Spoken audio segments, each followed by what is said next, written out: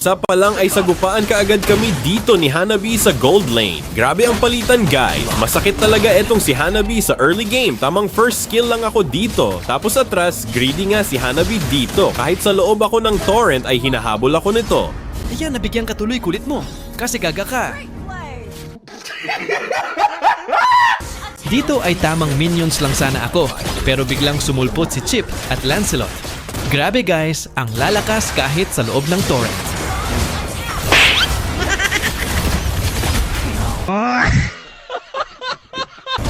Grabe ang clash dito malapit sa turtle. Hindi ako umalis. Talagang tinulungan ko sila para maka-damage Ren. Pero ang sasakit at ang kukunat na talaga nila. Lalo na tong si Hanabebe.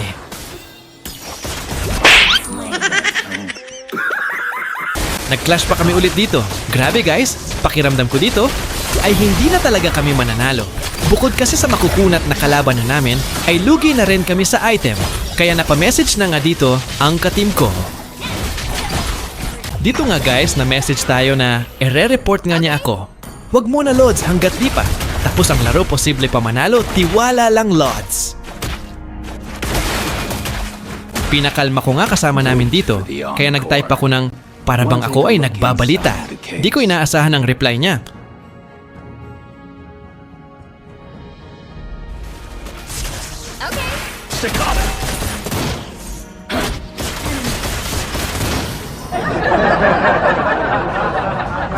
Niya ako, sabi ko sa kanya, sige, sasagutin kita pero wag kang umasa. Kasi dadagdag lang kita sa collection. Opo, yung paglalaruan lang po.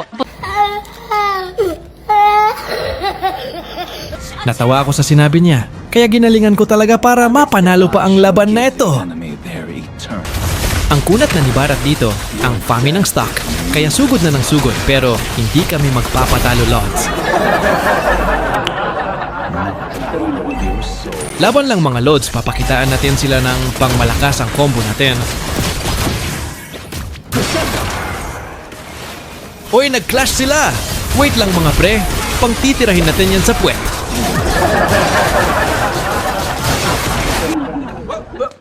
Here I come. Oh, here I come.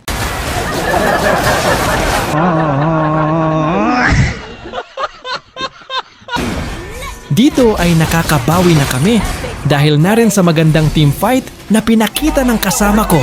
Kaya nagtuloy-tuloy na rin ako mag-push para mabawasan ang torrent ng kalaban. Ang ganda nga ng pinakita ng mga kasama ko dito, nanalo pa kami na patalo na. Good game guys! Kayang-kaya pala kahit late item na.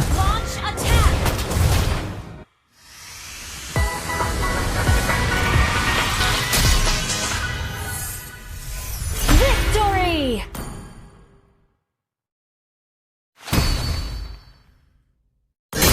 Experience the euphony of suffering.